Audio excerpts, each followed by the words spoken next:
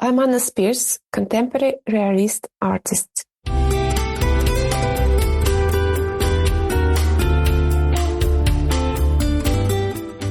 Hello, I'm Chris Stafford, and this is Art, the podcast where we get to know women from around the world of visual arts.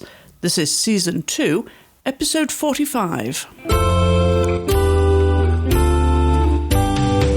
My guest this week is the Russian-Australian contemporary realism artist Anna Speirs. Anna says, "My work is inspired by the beauty of Australian nature, focusing on tone, shape and contrast. I often use objects from my local surroundings in my compositions." Anna was born in Kalyazan in the Tver region of Russia in 1981. She has an older sister, Marina. Her mother, Natalia, is an accountant, and her father, Mikhail, a carpenter. Anna's interest in art began at an early age, and she was mostly preoccupied with drawing and painting at home. Her parents recognised her talent and supported her educational choices. She attended the Kalyazan Art School from 1995 to 2001, followed by the Tver Art College from 2001 to 2005, where she graduated with a degree in design and monumental decorative art. And then the State Academy of Arts and Industry, SG, Stroganov in Moscow, from 2013 to 2014. It was while she was at the State Academy that she took a vacation to Bali and met the man who would become her husband. Their romance took precedence over finishing school for Anna, and she decided to move to Australia, where her new life enabled her to become a professional artist. Anna has been a finalist for numerous awards, and her work can be seen in various countries, as well as being shown extensively across Western Australia and South Australia. Anna is married to Ben, and the couple live in Perth, Western Australia, with their 3 children, Mitchell, Jackson, and Ashley. Anna, welcome to the podcast. Thank you for having me, Chris. At the end of the day, we're recording in Perth, and you have just been taking care of 3 young children. With everything else that you do, you're a very busy woman. How do you manage to find time to paint? It's hard to find time to paint while raising 3 kids, especially my youngest one. She's very busy. She wants mommy all the time. So I usually paint during the day when the oldest kids at school or my youngest one at daycare or with grandparents. Yeah, and it's perfect daylight when I can paint. Nighttime I do, when everyone is asleep, I work on other things like editing videos, posting on social media, or other job for my art business. So Ashley's 3, Jackson 6, and Mitchell is 8. So they all go to school or somewhere at least during the day so you can have time to paint in quiet. But you don't have your own studio, you were telling me before. You don't have a dedicated studio. You have to make room in a corner of a room. Yeah, that's right.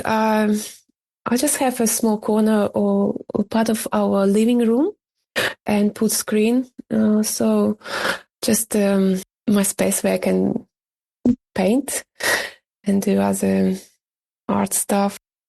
So how much time would you be able to paint each day then, Anna, with having the children and everything else?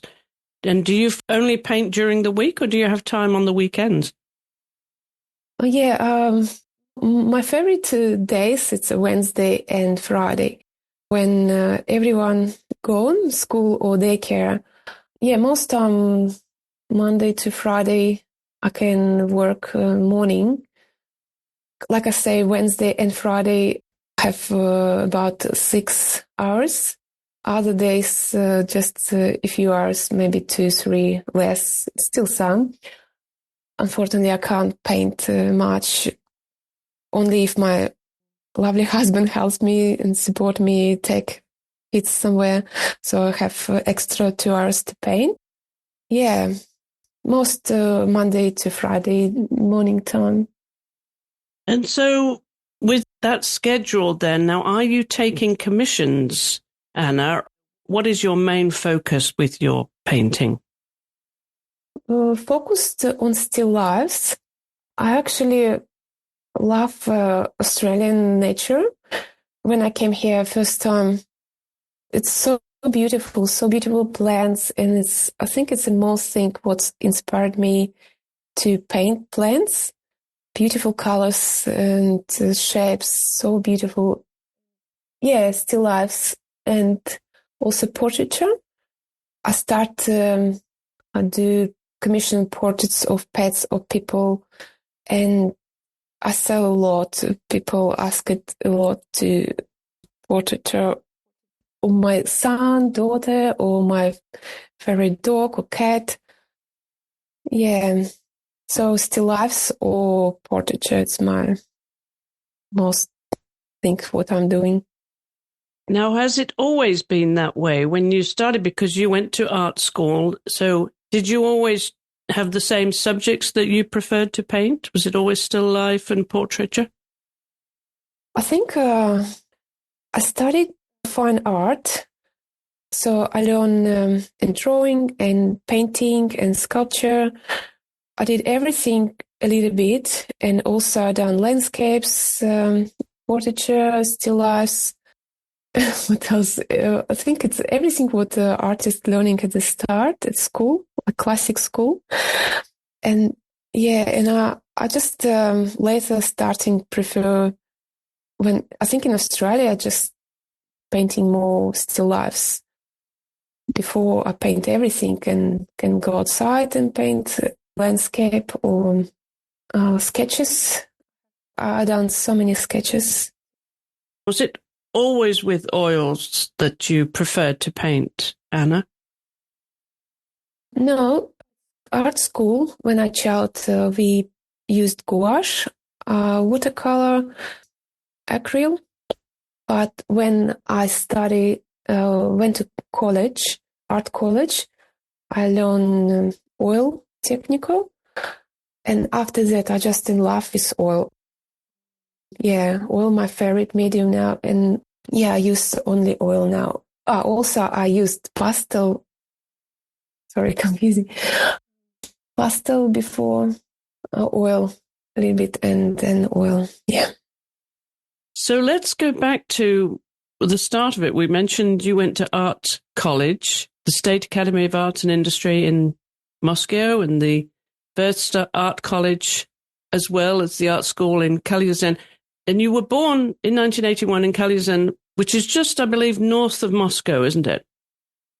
Yeah, it's not too far. I can tell you a little journey, how I started. Yes, please. I was born in Kalyazin, like you say. Yeah, it's not too far from Moscow.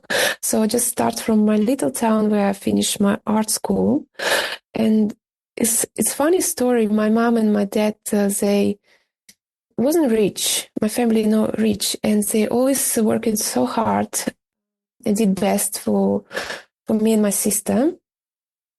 And they can choose only one school, extra class where I can go, musical or arts class. First, I wanted to join music school because we have instruments at home a lot, and I enjoy playing them. And when we went to register my son into music class, it was closed. I don't know, a holiday or something else. But next door was open art class. And, why not? Maybe I go to art class because I enjoy both music and art. And my mom sang in my art class. And after that, I continued my education in college. It's different town. It's a city, Tver, a little bit close to Moscow. I finished 4 years. Art college I finished in 4 years and went to Moscow and start working like a graphic designer because I need to make some money for my next step to study in Moscow Academy because it's expensive and I need to make money first. And I always wanted to go there, but I couldn't because we didn't have money for pay. I had enough money. After a few years, I can make it and enjoy this academy. It's a long story. And then I met my husband, future husband, and in a holiday, and we fell in love, and I decided to move to Australia with him. It was a difficult decision to leave the academy because I didn't finish, but I chose to go to Australia. So romance won the day then. How did you actually meet Ben? I met him in Indonesia, Bali. We both had holiday. Yeah. And then we come back to our countries and just keep talking, keep chatting every day. And then, we should meet each other again. I've been in Australia for touristic visa, meet him here and his family, and come back to Russia. And then, we're thinking we should be together. Was that a difficult decision, though, for you, Anna, to leave your family, to leave your art career when you were halfway through school? Was that a difficult decision? It's a little bit hard, and sometimes it's difficult, but I feel like I have enough. I feel like confident in the skills what I got from previous studies. Yeah, because from part of what I've been in academy, I see it's nothing changed, not much changing from what I got from college, because my college was fine art. It's just so many they gave us. I love them so much. Our teachers, they beautiful. They gave us best. And now your mother, Natalia, was an accountant and your father, Mikhail, a carpenter and builder. So there's a lot of skills there in your family. Who did you spend the most time with when you were a child growing up? And your sister, Marina, I know she's older than you. So where did you spend your time as a child? What kind of things did you do? Did you like to cook with your mother, or did you go and do things, more practical things with your father? Where were your interests?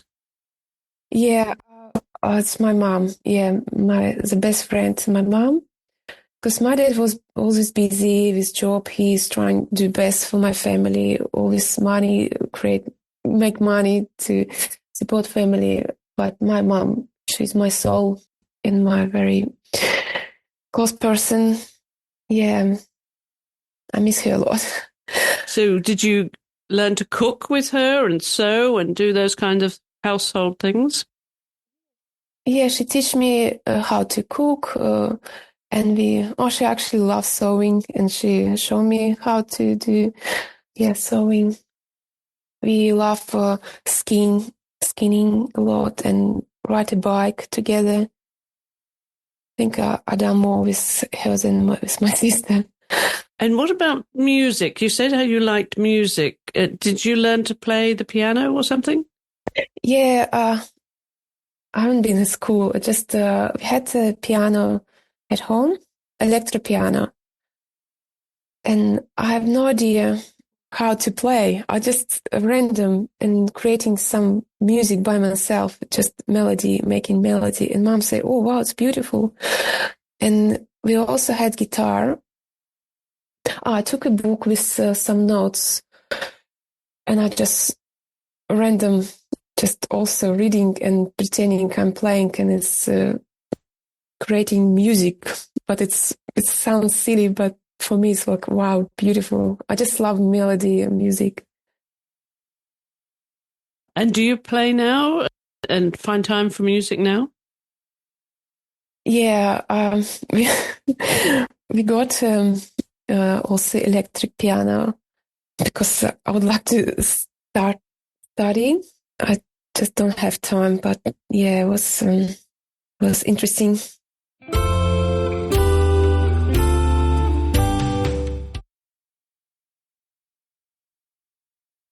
So when you were growing up in Russia, what was the culture like that you missed? Because it's very different from Perth in Western Australia. a huge contrast to your new life. So what do you miss most now that you're living in Australia? If to be honest, I'm not much attached to my culture. I just love everything. I don't mind to live anywhere. I love my country. I miss my house where I was born because it's, little things where being a child and you go there, still my favorite apple growing up, a big apple tree. Yeah, small thing I remember, but I'm not much attached my people who live there. All my friends, they also gone now. Someone lives in Europe, someone lives in America. Only my family is still there, and I would like they come here and visit me one day. Do you go back to visit them? I've been there 4 years ago, last time, before COVID. Now, I want to talk about Russian art a little bit because you were trained in Russia as a Russian in Russian art school. And I love Russian landscape artists, one of my favorites. I'm wondering, who were your influences in terms of the artists? Did you go to galleries and museums with your parents or just through art school and get to know the different artists? Talk a little bit about that and the artists that inspired you, Anna. I would say when art school, it was a little town. We didn't have museum or any galleries, and I can't go to Moscow. Only I start my teacher in art school. He just show us albums or books about artists. I start go to museum when I start studying college and then academy. Yeah, I can't tell you names because usually inspire me a picture. When I come to museum, it's so many. I just can tell you, Ayvazovsky Ocean was for me like when I've been child. I just wow, it's so beautiful how he made it. And maybe Quincy, I love it. I copy him a lot. His colors. And what about other European artists and the French and Italian artists and Spanish particularly? Were you exposed to that during art school and to those different art worlds and artists? Oh yeah, all of those famous Michelangelo, Dali. Yeah, I think we all of them. And were there any that you particularly liked? I think, still Michelangelo. Yeah, one of my. I don't know. It's so different. I don't like Michelangelo portraiture, but I love other stuff. And what about books? Were you a big reader when you were a child? Did you enjoy books, poetry, and literature? Books. I love Goethe. Yeah, but art books or any books. I didn't read much about only bio about artists. Do you have time for that now? Do you study art books now? No, I'm not reading books now. I just listen to podcasts. I'm just listening because I don't have time to read. So once you decided you were going to leave college, that was a big decision to leave art school and move to the other side of the world, to this new man in your life. I'm wondering, before that though, were your parents, did they have expectations of you, of what you would do? They always support me. They just told me, if you're happy, we are happy. We support you anywhere, anytime. If you need us, just call us. It's what they say. Yeah, they're very kind people. They always trust me. They know what I'm doing. They never say, "Oh, why are you going to be artist? You can't find job." Especially 30 years ago, it's like, wow, you can't make money with art. Now I know what to do, but yeah, long time ago. Well, I was thinking about that because moving to another country and art was everything you were and everything you knew. So that would be how you could possibly make a living out of it. So when you moved to Australia, did you start selling your art right away? Talk us through that stage when you finally arrived in Australia. And were you married at that point or were you just engaged? We've been engaged. So when I moved to Australia, I was thinking what to do here because I can't go to work. And all my life, what I want to do is just art. I try to continue to do some graphic design and computer. It didn't work because I didn't like computer anymore. And I decided I need to come back to my brushes and pencils. And because we had a very young baby, and because oil a little bit smells and toxic, I was thinking, no, it's not good for kids. I need something different medium, and I choose pastel. And I started portraiture of pets. I did just examples. I draw pets of my friends and show them, and they say, wow, we want it. And we just, oh, maybe I'll try to commission. And when I did a few portraiture and show people on Instagram and Facebook, they say, yeah, we want it. And I just, oh, how I need the price. Yeah, people start asking, and I just book for 2-3 weeks in the front. And yeah, I've been busy with the baby and drawing, maybe 1 or 2 hours a day. I had time. Yeah, it was fun. It was, wow, I just feel like I'm come back and my passion, and finally I'm drawing and painting. Yeah. So that was wonderful that you could just slip right into that world. I'm wondering what the community, the art community, the art scene was like in Perth, and how did you immerse yourself in that? How did you get to know people, and did they accept you as an artist, and did you find places where you could show your work? Yeah, it's a good question because I didn't know anything here. I didn't know any art community. If you Russian people who live here for a while and ask, oh, some of them been artists already, and they gave me some advice what to do. Just find groups, local groups in social media, and join them, and just say, hello, I'm a new here.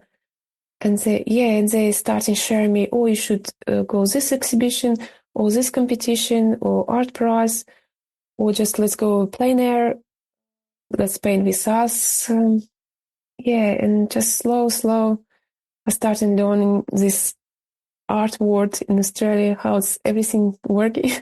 Yeah, and it's very helpful, people. Yes, I was wondering if they were welcoming you, because it's not easy and you have to develop a public confidence in your artwork and what you were producing. So I'm glad to hear that they were very welcoming to you and made it easier perhaps for you to get into the local community and the local art scene there. So where would we find them? Yeah, my close art fair in Perth, it will be next May in 2025. And also in Perth College, Art Perth College, they also made exhibition. I think it's January 2025. But most you can find me online. And yeah, I just finished all my art prizes, and I'm just look forward for next one when I can join, apply my new painting. So I've been a finalist, very proud myself. I just been finalist art prizes in Australia. Recognize it here. It's very nice feeling, finally. Now, I'm wondering, though, if your work, because you're online, of course, and your work can be seen around the world, if you're received in Russia, if you have friends and people that know your family back in Russia who are recognizing your work now and buying from you.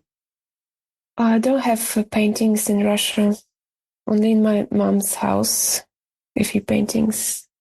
Do you mean if I have any exhibitions in Russia? I'm wondering if people find you, your Russian friends and family, they find you online on your website and follow your work, follow you on social media and maybe buy your work.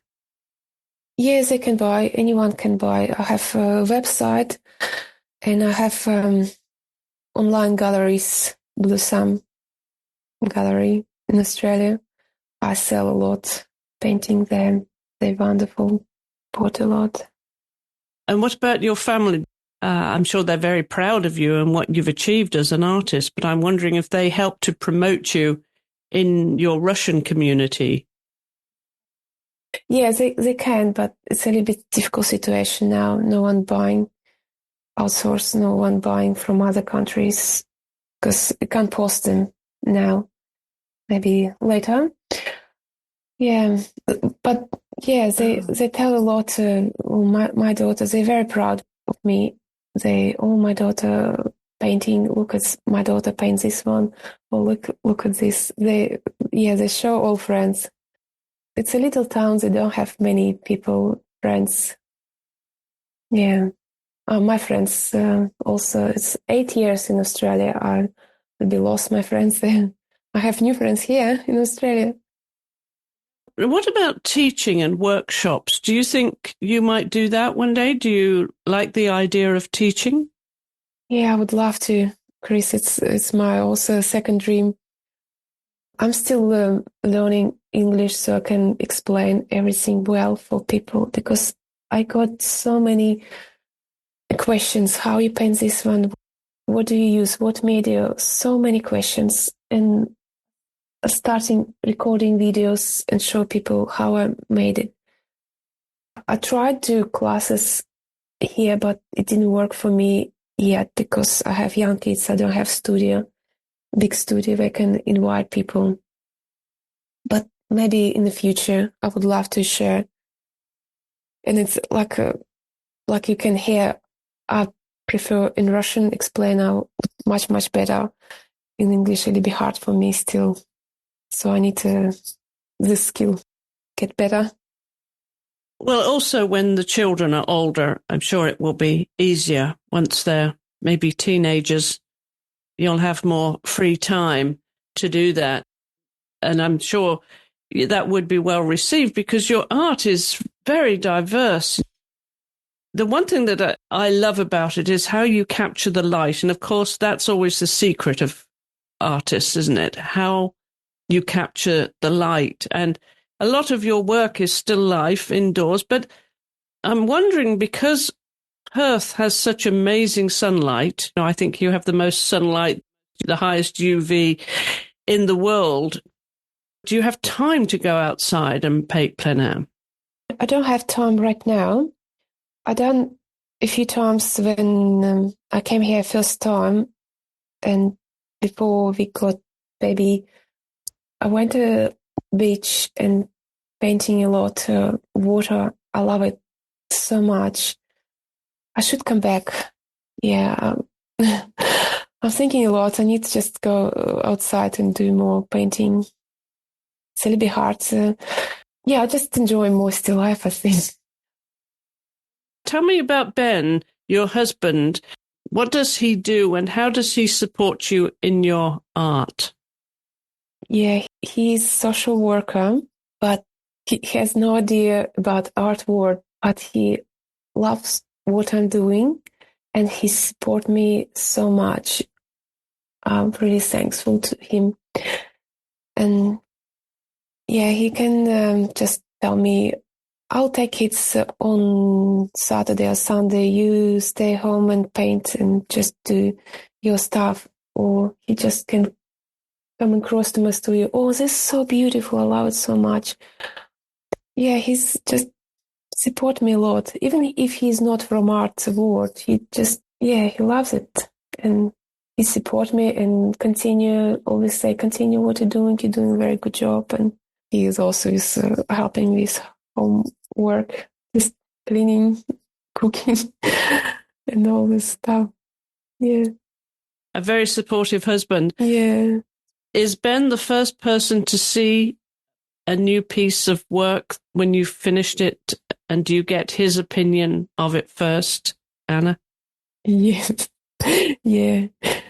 It's sometimes I just want to show him, just look, I've done this one, or he's already, so I don't need to introduce, look, it's my new painting. Sometimes he's already see in the morning finish one. If I paint nighttime, it's rare, but sometimes I paint nighttime. I don't like light, but still. And in the morning he see, oh, it's finished. Cool. Great. I love it. Or I don't like it, or say nothing. How much of your work do you sell during, say, a year now? Would it be 50% or 75% of your work that you produce that you're actually selling in a year? I would say 80%. Yeah, I sell a lot. Yeah. I don't have, just all gone. I just see my empty walls. It's just 1, 2, 3 painting and nothing in the boxes, storage. I have nothing. Yeah, just it's so quick, selling quick. Even if it's stuck in the stock, it's just for 1 year maximum, maybe. But I know they will sell, and they sold. I don't have any. Sometimes I'm thinking, oh, I painted this one 2 years ago. I will never sell if it's still no one buying. But it's just one person came and I want this one. I love it and I want it. Yeah. Okay. I also love it. Yeah. So what's the most satisfying part of your artwork then, Anna? Is it when you finish a piece and you stand back and look at it and maybe Ben looks at it and you're satisfied with it? Or is it when you show it publicly or someone like you just mentioned comes along and says, oh, I have to have that? Is it that validation or is it your own satisfaction of completing the piece? I think I have 2 times what I'm feeling so nicely. First, when I'm painting, sometimes it doesn't go right how I would love to, but when I manage how to fix and I love this colors, I love how this brush stroke go this way, and I just at the end I love it so much.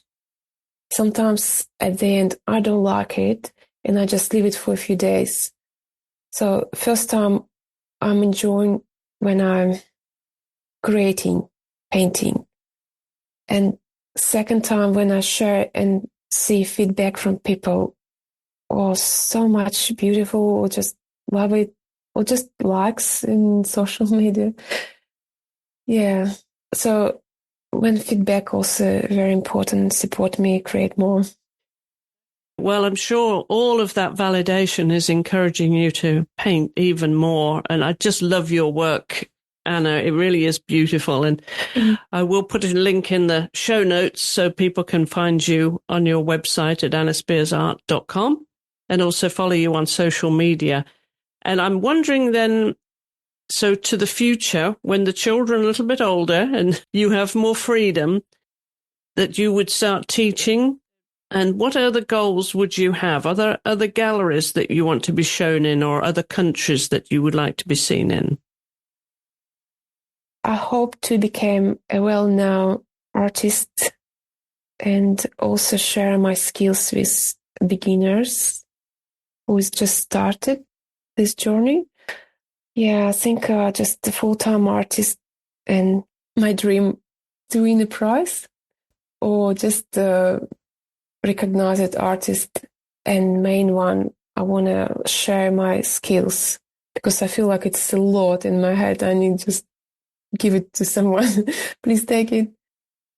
So what advice would you give to your children then if they become interested in art or in whatever subjects they become interested in and they get halfway through school and they fall in love and they leave school to follow the love of their life? What would you say to them? Do what you enjoy, how you want to spend your life. It's okay if you do mistakes.